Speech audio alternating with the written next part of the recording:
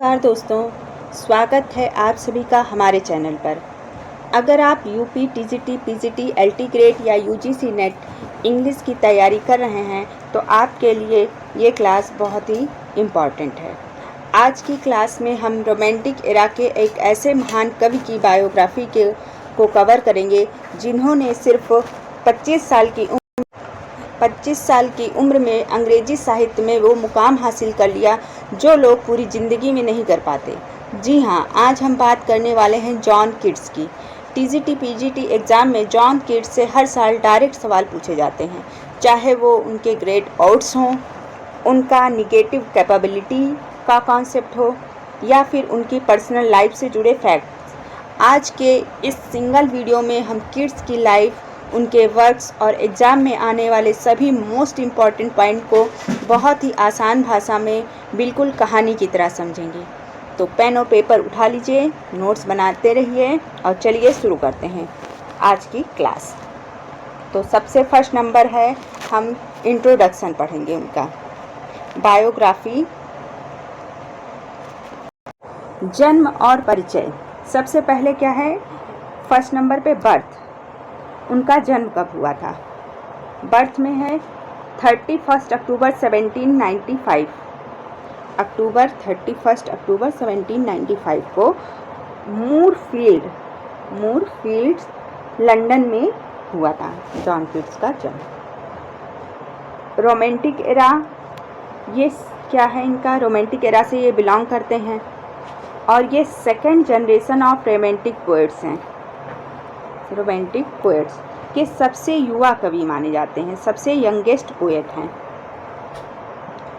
इनके साथ Lord Byron और पीबी शैली भी शामिल थे। ठीक है, आगे एस्केपिज्म एंड एस्थेटिज्म। कीट्स को पोएट ऑफ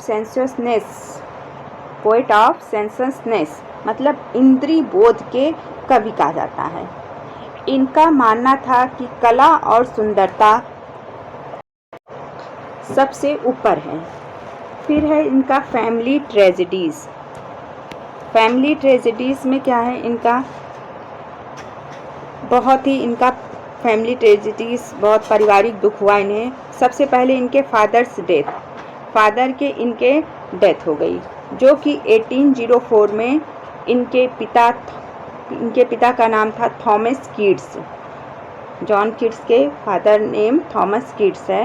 उनकी घोड़े से गिरने के कारण उनकी मौत हो गई। मदर की डेथ देखते हैं।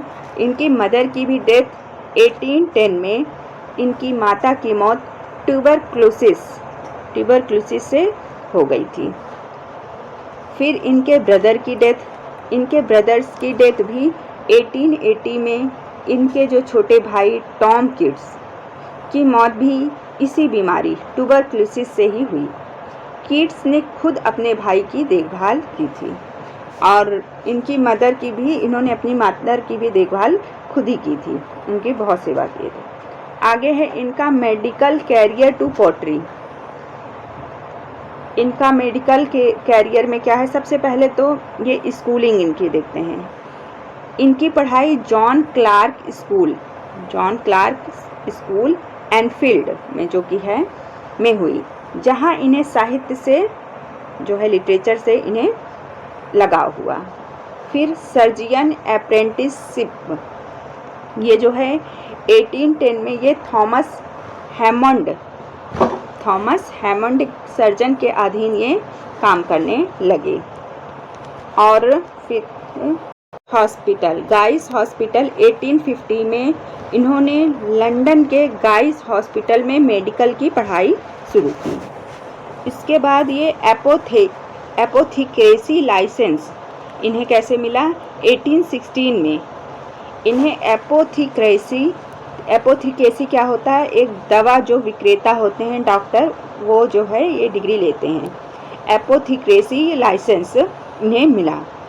लेकिन इन्होंने कविता के लिए अपना जो मेडिकल कैरियर शुरू किया था उसे इन्होंने छोड़ दिया, क्योंकि इन्हें लिटरेचर में ज़्यादा लगाव था।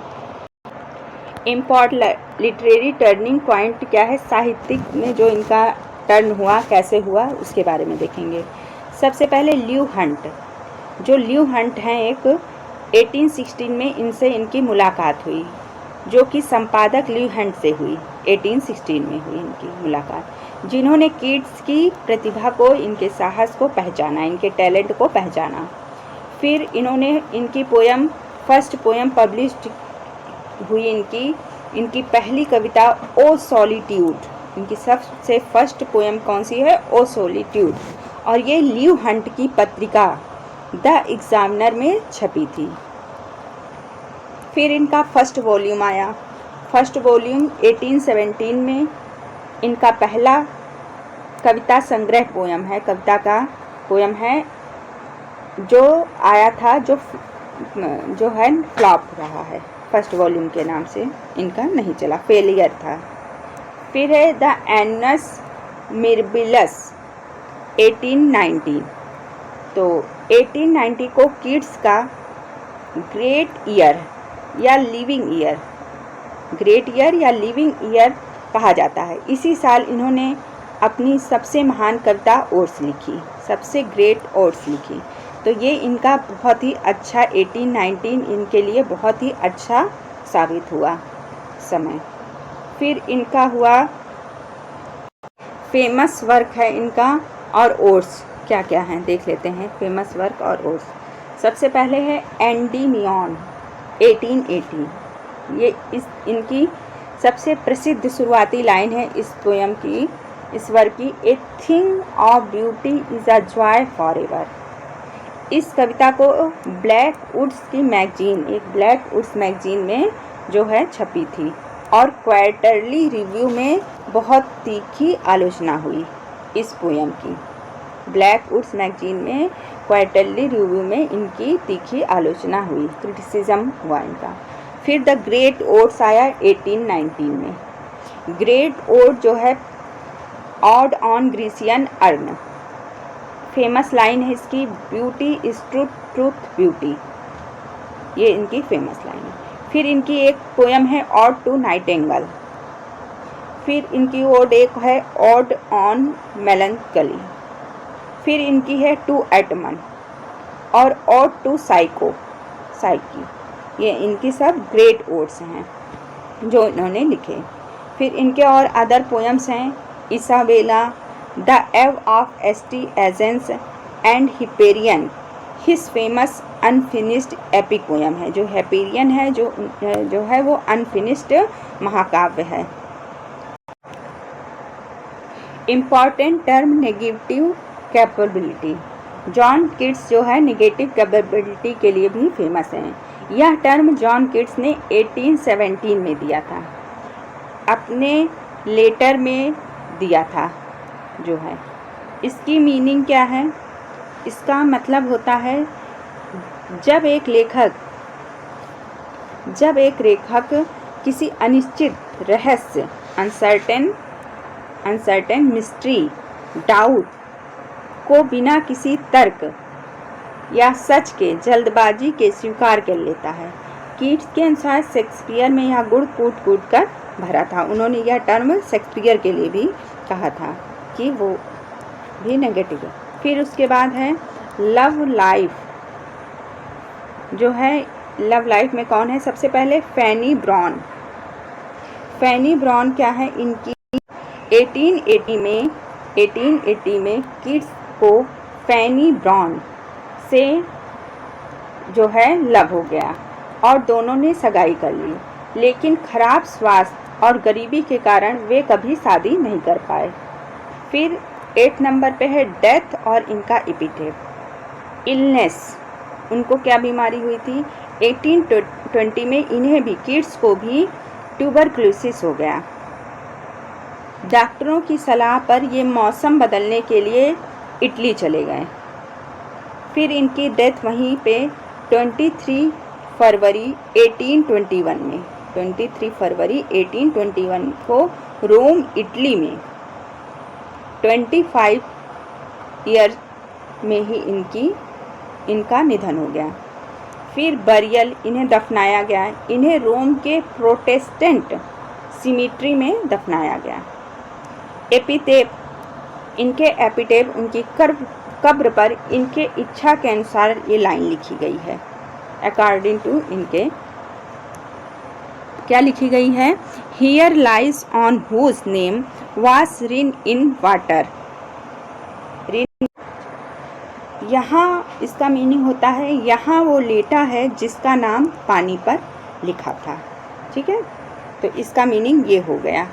अब तो ये इनका बायोग्राफी हो गया सारा। तो आज हम लोग जॉन किट्स की पूरी बायोग्राफी और उनसे जुड़े इम्पॉर्टेंट फैक्ट हमने टीजीटी पीजीटी के लिए जो सबसे ज़्यादा ज़रूरी है उसको हमने कंप्लीट कर लिया है। तो अब आपके लिए एक छोटा सा होमवर्क है कि आप मुझे नीचे कमेंट बॉक्स में लिख कर बताइए कि जॉन किट्स की अनफिनिश्ड पोएम का नाम क्या है। देखते हैं कितने लोग ने आज क्लास को ध्यान से सुना है। अगर आपको आज का यह लेक्चर हेल्पफुल लगा हो तो वीडियो को लाइक ज़रूर कीजिए, अपने साथ एस्पिरेंट के साथ शेयर कीजिए और चैनल को सब्सक्राइब करना बिल्कुल मत भूलना ताकि आगे आने वाली क्लास आप मिस ना हो। चलिए मिलते हैं अगले वीडियो में नए नहीं इसी टॉपिक से आगे पढ़ाएंगे किड्स का ही। तब तक के लिए पढ़ते रहिए। Thank you so much.